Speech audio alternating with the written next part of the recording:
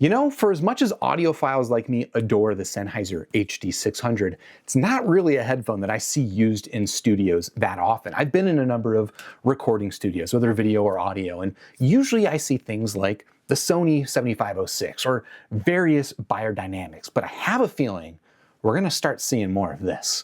Hey folks, I'm Mark Ryan, this is Super Review, and this is the HEDD Audio HEDDphone D1, or we're just going to call it the D1 from now on. But if you're not familiar with HEDD, they are a relatively new company when it comes to headphones, but they've actually been making like studio monitors for studio usage for years. And they've been using kind of a unique driver type called an AMT driver, and that's actually what they put in their first few headphones.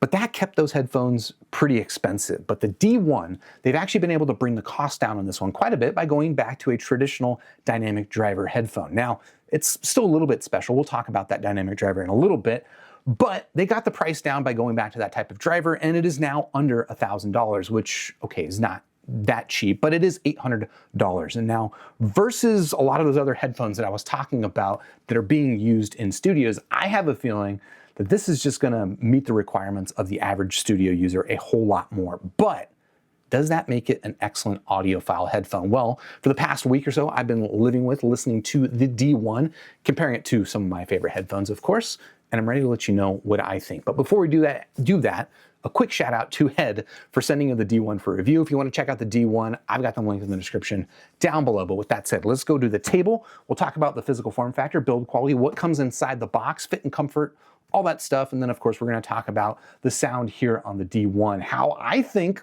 this is actually probably the best headphone you could get for studio usage right now, but also compare it to some other headphones that maybe aren't so studio focused. Okay, what do I start with? Let's start with the box, which is head-sized appropriately. It's actually a relatively compact box for a full-size headphone. And what you get inside that box is what you see here on the table. We'll put the headphone to the side, and we'll actually just kind of highlight this little carry case that it comes with, which is kind of nice. It's very compact. You can see that it is actually form-fitted to the headphone, so it really doesn't take up any unnecessary space.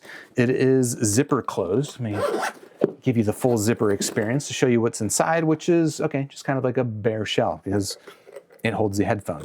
Now, what you might put inside there would be the headphone and the cable. We'll talk about the cable in a little bit, but it does also come with a little baggie that you could put your headphone cable into, I suppose. That's cute. Let me throw this to the side real quick so I don't have it sitting here on my table, but then we'll start talking about the build quality of the cable as well as the headphone. Now, I will highlight the cable that it comes with is a standard 3.5 mil termination, but it does come with a nice screw-on 6.35 millimeter adapter, which is my preferred solution for this sort of thing. I'm personally a big 3.5 guy, but if I need to plug it into my desktop amplifier, it's nice to have this as a little termination. And the fact that it screws on just makes it feel like, well, this is just kind of like a native 6.3 connector, which I dig. Now, the rest of the cable is a quite nice cable. It's not particularly plush or anything like that, but as far as headphone cables go, I actually might even say that this is kind of ideal. You can see that it's thin and also really, really well behaved. It actually has like kind of like a nice weighty drapiness about it, which is part of why it just lies flat no matter what I do to it. It always lies flat. It's not memory prone. You can see that it lies nice and straight every single time. So a really nicely made cable. Now, I will say that it's a little bit on the long side for my personal usage. Usually I prefer like a 4-foot cable, but that's because I'm just using portable use. This is about a 6-foot long cable, which is actually not a bad compromise for desktop usage. If you need a longer cable, well, it does use a standard dual 3.5 mil termination, so it's easy to find replacements for it. But I'm just gonna say I think this is actually a really nice cable out of the box, and I personally don't see any need to replace it. We'll give you the old roadie wrap just to kind of highlight for you how well behaved it is, and I guess also how many roadies I must wrap in order to get there, because it's a 6-foot cable, but beautiful cable. Apart from the cable, let's talk about the headphone, the build quality on this thing. Let me pull up my notes just to make sure I don't miss anything, but just to kind of highlight a couple things. Okay, even though this is HEDD's budget headphone, it's still made in Germany, which is pretty cool.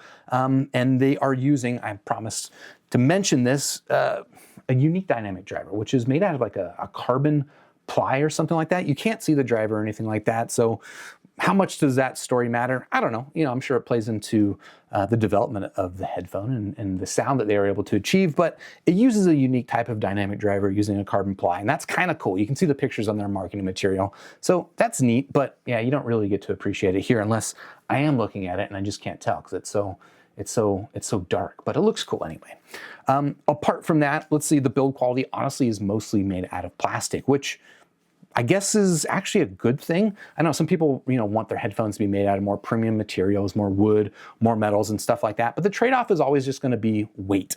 And well, the weight on this thing is actually quite nice at just 350 grams, which is not the lightest weight of headphones. Like these Sennheiser headphones are around 250 grams, so about 100 grams less, but this is still quite a bit lighter than your average audiophile headphone for sure. And even lighter than something like the Apple AirPods Max. Those are about 385 grams. So at 350 grams, I think they hit a pretty nice weight. I'll also say that while this thing is made out of plastic, they do actually have a 5-year warranty on it, which is kind of nice. Most headphones usually have like a 1-year warranty, maybe 2 years if you're lucky.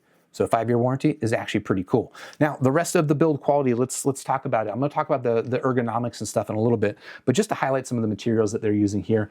On the pads, these are actually kind of like a cloth fabric, as you can see. It's perforated, but it's not really like a suede, although it almost has like a suede-like texture. I feel like it is more of a cloth fabric, and I think that is a unique and interesting solution that I don't mind. In terms of comfort, we'll talk about that more in a little bit.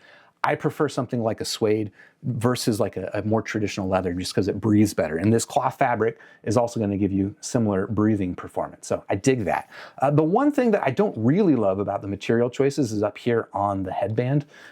You probably can't really tell here because of well, just the limitations of my camera, I suppose, and also the fact that I cleaned it, but it is made out of a kind of like a velour fabric material, which is a little bit different than the fabric that they've used down here. So I don't love that it's a different material, but more to the point, the thing I don't love about this material is it gathers lint pretty prolifically. Let's just say that. I used tape to clean it as best as I could, but you can see it's already started to pick up little fibers and stuff from this wool mat that I have here on the table. And so if you've got cats around, this is going to be the same color as your cat pretty soon. This just comes with the territory, I suppose. Now, as far as the ergonomics of the headphone, you can see you've got a nice range of swivel here on the cups. It doesn't go all the way flat either way, but plenty of range so that it's gonna fit comfortably on your head. I promise I'll throw out my head in a little bit to show you, but also just to highlight, like there's no folding mechanism or anything on here. Pretty simple, but you do have a really nice range of adjustment here on the D1. I personally have been wearing it right around there. And I've got kind of like a medium, maybe even a medium large head, but there you go. I think, okay, I'll just comment on the aesthetics briefly before I wear it and give you the fit impressions. But aesthetically, I mean, obviously it's very plain. It is a black, simple headphone, but I think it's actually subtly done really, really nicely. A couple things, I mean, I think just the design of the industrial design is just nice and clean and simple. It doesn't give me any like cheap vibes the way that some of like the Sennheiser 5 series headphones do. And I guess it probably shouldn't because it's a lot more expensive than those headphones. But yeah, it's just like it's a nicely built headphone that feels good in the hands. It's easy to hold. And well, I really actually just like how subtle it is that they integrated their logo into the back of the driver. You can see there's just like, I don't know, what do you call this, a baffle or a vent on the back of the driver that mirrors their logo. And I thought that was a really nice, subtle, and clever touch. Apart from that, okay, that is enough faffing about. Let me throw this thing on my head and show you what the D1 looks like on the head of, as I claimed, a medium large head. As you can see, the headphone doesn't like fit a particularly large. It's not like one of those goofy over large headphones that looks maybe a little bit silly, but you're an audiophile, so who cares? No, I think this one actually is a pretty just normal looking headphone. Now, in terms of comfort, I'll say it's also pretty good. Like there's, a decent amount of clamp, so it feels secure on my head. It doesn't feel like it's gonna fall off if I'm doing things like this, as you might be doing when you're producing music or whatever studios do. But the clamp isn't like overly clampy. So if you're concerned with something like the Sennheiser HD 600 series clamp, I don't think this is as clampy as those, although I might wish that it was a little bit clampier. We'll talk a little bit more about that in a little bit, but comfort's good. The only issue that I really had with the comfort is up here on this headband. So I highlighted for you what the material was like. Let me, I guess, just briefly zoom in. That's not briefly zooming in. There we go. Briefly zoom in on kind of the construction of this. And you can see that it's kind of like a wide headband and it's relatively flat. It does have some give in it because it is like a foam material, but I think the bigger issue that I have with it is just like how wide and flat it is. So when I have this thing on my head after I slap myself in the face with it, that is not normal. But when I have this thing on my head, because it's so like wide and flat, I don't get a really wide contact patch with the top of my head unless I like kind of purposely tilt it forward just a little bit. So when I'm wearing it just kind of normally, when I was first spending some time with it, I could feel just like a slight bit of kind of a pressure point building right around here on the back of my head. But if I just tilt it forward like a centimeter so that more of that flat contact patch makes contact with, I guess, the flat part of my head. I guess now you know I'm not a cone head, although maybe I still am. But anyway, if I get more of that contact patch, it distributes the weight more evenly and I don't get that pressure buildup. So it can be a very comfortable all day sort of wear, but for me, it does take a little bit of tweaking just to get it right. And I feel like still probably the ideal solution for a headband like this is like a suspension strap like we see on some other headphones. So that's still kind of my preferred design, but yeah, this is certainly satisfactory. Apart from that, what else can I say about the fit? I mean, in terms of like the ear cup size I showed you down here, they're not like the most massive wide open ear cups, but they are plenty roomy. Let me just show you kind of the Sennheiser HD600 as an alternative. I would say that the head ear cups are a little bit wider left to right, but not quite as tall top to bottom. As far as what that means for room for my ears, I have no issues. Like my ear is not touching any part of the cup unless I want it to. And I do typically, I kind of usually push the cup to the back of my ears. And as far as depth-wise, yeah, my ears are not really touching the back of the driver, but they are just kind of on the verge of doing so, which for me is not like a deal breaker or anything like that. But I know some people are really sensitive to that kind of stuff, so I'll mention it. And I'll also mention, I think this is a good time to mention, that the ear pads are pretty compliant, as you can see.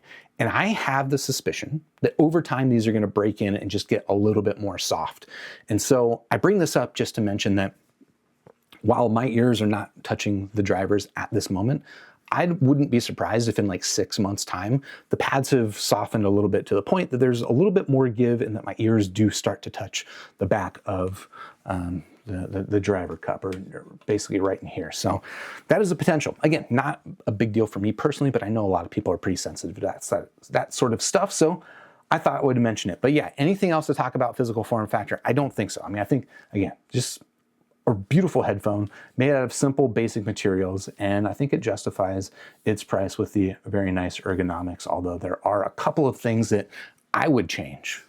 But as is, I'm pretty happy with it. Now, as far as the sound here on the HEDDphone D1, let's talk about it. And to do so, we're gonna go over to Squiglink, where I've got the frequency response of the D1 graphed. Oh, we ain't got no labels. Let me give you some labels so we know what we're looking at. But this is the frequency response of the D1 that I've measured on my measurement rig. If you want to compare this with a bunch of other measurements that I've done, I have over 100 headphones measured on my Squiglink site. I'll have it linked in the description down below. You can go there, you can pull up this frequency response of the D1, compare it to a bunch of other headphones, and have a decent sense of what this headphone is going to sound like if you've got a frame of reference that you're familiar with. But for now, we're just going to talk about it in isolation, as we do here. I mean, basically what you're looking at here is just a neutral sound signature, right? That is what the D1 is going for. I've already kind of alluded to the fact that I think this is a headphone well suited to studio usage. And I think the frequency response is what you should expect. It is a neutral sound signature that is kind of along the lines of what a lot of people have wanted out of this Sennheiser HD600, which is to say it's got a similar mid-range tuning to the HD600. It's got similar treble tuning, although we'll talk about some of the differences there. But it's got much better bass extension than what we have on the Sennheiser HD600. Now, I will say there is a bit of you see a little bit of a kind of upper bass hump here in the D1, which is similar to what you see on the HD600, the HD650, but the extension into the sub bass is more the difference here. I still wouldn't say that this is a bassy headphone. If you're looking for a bassy headphone, obviously you probably shouldn't be looking at something that I'm going to describe as a studio headphone. And this is definitely not like a bass forward headphone. It just has nice extension. It digs deep into the bass. And I'll talk more about my subjective impressions on that. But I will just say that this does not sound like a bassy headphone. In fact, if anything, it sounds much more mid-range and even top-end focused than you might expect based on the frequency response graph. I would say that this is just a nice clinical, clean version of a neutral sound signature. And I guess with that said, that's not the table. Let's go back to the table, and I'll talk about more of my kind of subjective listening impressions. Overall, the D1, I'll just say I like it. a lot. It's, however, not exactly the Sennheiser HD600 replacement that I was maybe kind of expecting to, based on the frequency response graphs and some earlier impressions. And to be honest, to some degree, I kind of expect that my impressions of this headphone might change the more I listen to it and the more that pad break-in takes effect, like I was talking about, because the sound does change with the pad break-in. But yeah, I overall hear this headphone a little bit brighter than what that frequency response graph comparison might make me believe and might make you believe. So overall, I do hear it a little bit on the bright side, although it's still not going to be like treble murder in the way that something like the Sony 7506s or the various Beyerdynamics can be. And in fact, moving it around on my head. So when I first listened to this headphone at actually Can Jam in Dallas a couple of weeks ago, I just spent some time like moving it around on my head and seeing like where on my head does it change the frequency response to the point that, you know, a little bit of brightness kind of went away. And it was definitely very sensitive to it. And in fact, if I just push in the ear cups just ever so slightly, that kind of excessive brightness goes away. Which is why, again, I feel like the sound of this headphone is going to change a little bit with time, which is both a good thing and a bad thing. I mean, all headphones are going to change to some degree with pad wear, maybe even to a significant degree. But I think that this is a headphone that's maybe a little bit more prone to positional and pad wear variants than maybe is typical, or maybe it's just because I'm looking at it really closely, but it seems like it's going to be a factor.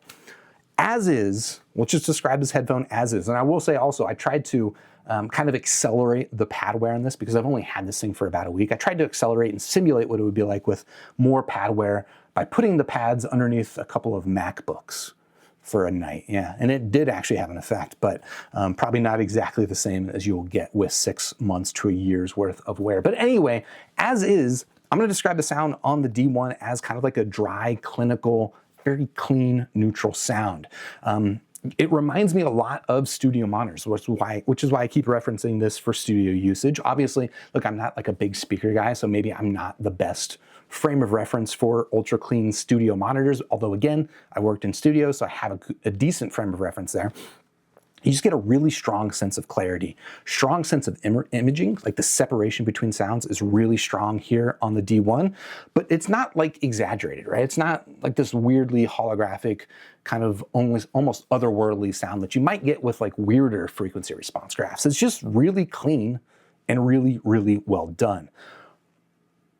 Continuing with the well done description, I'll just say the bass in this thing is actually frankly fantastic. Again, it's not going to satisfy bass heads. This is not a bassy headphone. But if you like a Sennheiser level of bass in your sound, but you want just maybe kind of a next level of extension, a little bit more articulateness in the bass, a little bit more articulateness than my ability to say that word, the D1 does it. Like, it's just got a really clean, articulate bass that I can hear all these like weird nuances. I don't say weird, but all these nuances in like these kick drums and a lot of these live recordings I've been listening to that I never really noticed. And the D1 is just kind of able to pull them out in a way that, yeah, the Sennheisers frankly just don't. And I really dig it. Now, in terms of the vocal presentation mid-range, generally it's just, again, nice and clean. It's not a warm vocal like you might expect on some of those Sennheisers. It's a little bit more clinical and a little bit more, I would say, even forward sounding, but I think mostly it's coming from the treble.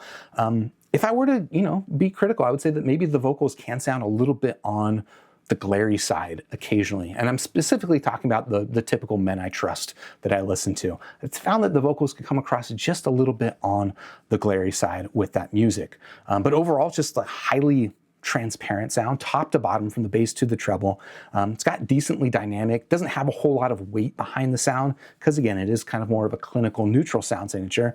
And I'll say that the treble is not bad, but it is gonna be, I think, the limiting factor of this headphone. I do hear kind of a narrow peak at, I don't know, roughly, let's say 8 to 10K, that if I squish these pads in, it goes away and it just warms up really, really nicely. But again, as is, with a relatively fresh set of pads, it is a little bit on the bright side for me. So I did want to bring in a couple of other headphones for a more direct comparison, as if I haven't been in the back of my head entirely comparing them to the HD600 this whole time, but let's bring in the HD600 for a more direct comparison. Now, I will also caveat this comparison with just pointing out that the ear pads on my HD600 are worn. I mentioned that this sound will probably change with time as the pads wear. That is absolutely true here with the Sennheisers. Although, I will note, I'm leaning over here to reach, I did actually buy a brand new pair of Sennheiser pads just to have that frame of reference, put those on here, and they do get a little bit brighter with a brand new pair of pads, but I think for the most part, what I'm gonna say about this comparison still holds up, whether you're talking about new or decently worn pads, which is what I have here on my HD600 now. Overall, I hear the HD600 still is like the smoother, warmer is not quite the right sound, but it's like this fuller, richer sound to the mid-range that you don't quite get on the D1 because it's going for more of that clinical kind of studio sound, right? And again, that's probably why the HD600, HD650, I don't see them really used in studios very often. I mean, I'm sure there are people out there using them, don't get me wrong, but it's not used as often as something like the Beyerdynamics because I think people are looking for just more of that treble clarity and just that kind of microscopic level of detail. And that's not necessarily what the HD6 series is really all about. It's more about just kind of like clean, easy, mid-range tonality. And I think that it still does that in a way that is uniquely better for me than the D1. The D1, I think it gives you that level of detail that a lot of people are looking at of their studio headphones, but it does it without the treble murder that I talked about those other headphones having. So I think this is just a much more reasonable headphone than something like the Beyerdynamics or even the 7506s. But if you're looking for a direct comparison in terms of just more enjoyment of listening, I do think that the HD600 still has something up its own sleeve. I think that the vocals just have like an ease to them, an easiness. It's just overall smoother and just kind of more relaxing to listen to. It's also, I think, less sensitive to the pressure variations and stuff that I was talking about, this thing being more variable depending on where exactly I put it on my head. I mean, that's gonna be true of all headphones, but I did find that the 600 in comparison seemed to be less susceptible to that kind of stuff. So, and this is like stuff I don't normally inquire that much extensively, just that it was a feature that stood out to me about this headphone. So now I'm like kind of second guessing myself. Are all of my headphones like that? And I don't think the HD600 is quite as sensitive to that stuff as the D1 is. So it's more vocal centric, less clinical sounding, but definitely the bass is a step back here on the HD600. And if you know for yourself that the bass is a priority, well, you're gonna get a whole lot more satisfaction out of the D1. It is just, again, it's just a really articulate bass. I can't think of a better word for it, but it's like, it's not super prominent, but it's more prominent than the bass that you're gonna get here on the HD600, but it's also just like more defined and like the nuances and like the subtle note shifts and like sub bass that, you know, can kind of blur together on the HD600 are just really easy to pick apart. And it just makes it really satisfying to hear, especially like live recordings that have bass guitars and even kick drums in them. They have these like deep, lower volume resonances that really come across on a set like the D1 that don't really come across here on the HD600. So overall, between these two headphones, I'm gonna say the D1 is, I think, just hands down the better studio monitor. If you're looking for something to monitor your production, the D1 is what I would go with. They're both fantastic for just enjoying listening to music, but honestly, and maybe I'm just like full on fanboy, I don't know. I'm trying not to be, but I think the HD600 is still kind of gonna be my go-to for that. Some other headphones to talk about. I know this isn't necessarily in the same ballpark, but this is the original HEDDphone Two. I shouldn't say the original HEDDphone Two. It's a HEDDphone 2, not the GT version, but this is their second ever headphone. This is one using those, you know, crazy AMT drivers that I talked about. It's also a much more expensive headphone at $2,000. This is one that they marketed, I think, also towards studio usage. Although here's what I'm gonna say. In terms of using this for studio, I think the original HEDDphone 2, keep saying that. But anyway, I think this headphone needs EQ. This does not sound like clinical neutral to me. It's got kind of just out of the box, this warm kind of boxy sound to the mid-range, a little bit muted in the treble, and it's got nicely extended bass, but I don't know, it just needs EQ. Once you EQ this thing, I think the thing sounds fantastic. I think it's better textured than what you'll get out of the D1. And maybe you could say, make it sound fuller, richer, depending on, you know, again, you're using EQ, you can kind of do whatever you want. But I do think that maybe like the the ceiling on EQ with something like the HEDDphone 2 is going to be higher than the ceiling on this, just because I think the treble is in a better spot to be more controlled with EQ. Whereas here, again, I think this treble is just going to be best controlled, honestly, by pad wear, which is going to happen eventually. But out of the box, I don't know, where do I land on that? I mean, out of the box, like I clearly prefer the D1. This one sounds good without EQ, and I don't really use EQ that much when I'm just listening to headphones for enjoyment. So for me, the D1 is kind of like an easy pick. The HEDDphone 2 has always been a little bit of a weird proposition unless you're really into using EQ, in which case, there you go. One other headphone I wanted to bring in briefly. I don't know if anyone's thinking about this comparison right now, but this is the Arbus Acoustic Sierra. And just full disclosure, like I'm friends with the guy that makes his headphones, so maybe you shouldn't be making this comparison. But I bring this one up because when I reviewed this about a year ago, I compared this to the Sennheiser HD600 and kind of positioned it similar to how I position this, as like Sennheiser HD600 plus bass extension. Now, here's what I'll say. They are not the same headphone. In fact, if you're looking specifically for bass performance, I think you're gonna much prefer the Arbus Acoustic Sierra because it's a much more pronounced bass. It's much more actually in the realm of like a Harman target because it's got kind of that forward, full vocal presentation of something like the Sennheiser HD600, but it's also got a more pronounced kind of sub-bass shelf to the tuning of the headphone. And then to make sure that it's not bloated and smeary and boomy or anything like that, it's got a little bit of a lower mid-range dip, which is pretty traditional Harman tuning. And I think it just really works out really, really well. Listening to these two headphones in contrast, I found that the Sierra was overall the smoother sounding headphone. Again, didn't have that treble peak that I was experiencing here on the D1.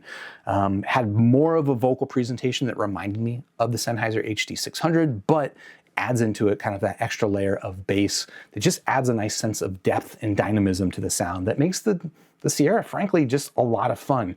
What I will say is I don't know that the bass is as like tight and controlled and articulate as I was describing here in the D1. Again, as a monitor, the D1 is actually probably still going to be the better headphone for picking up those nuances in the mix and stuff like that, things that maybe you want to fix.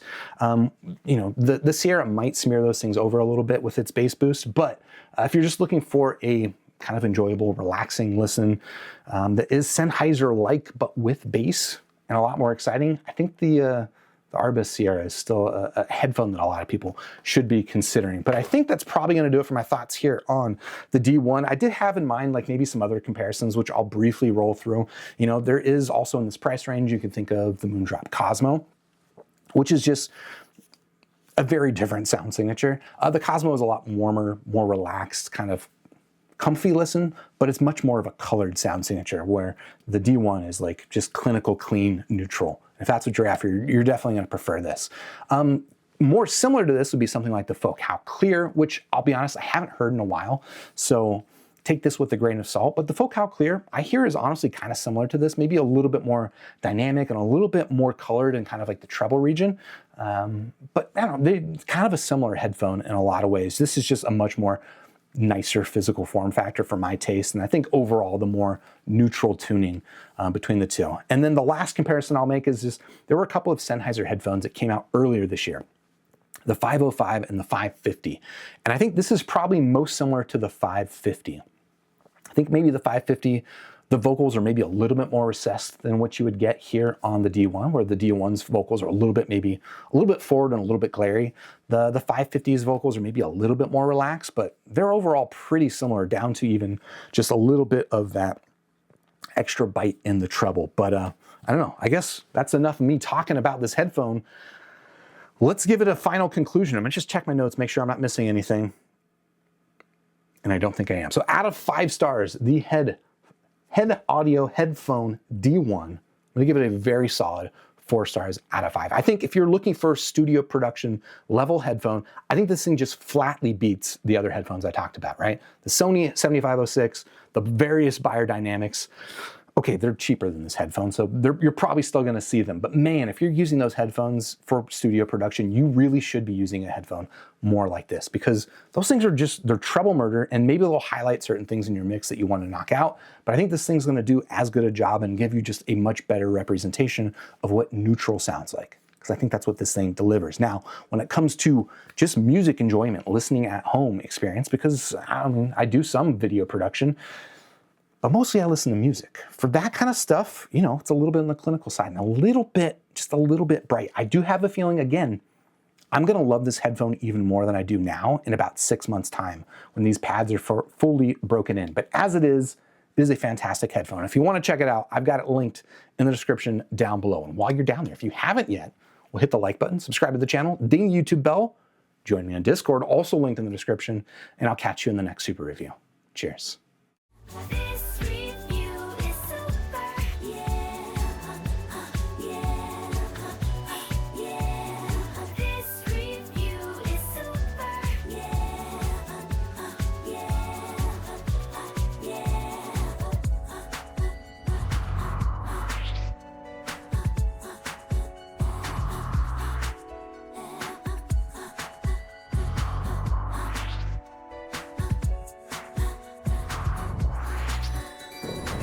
Join with the force of reviews, we now have the tools to brave the misleading world of audio fools. Hey, this review is super, and so are you. Grab your headphones, sniff a graph, and share your thoughts in this pursuit. Let's get into the future.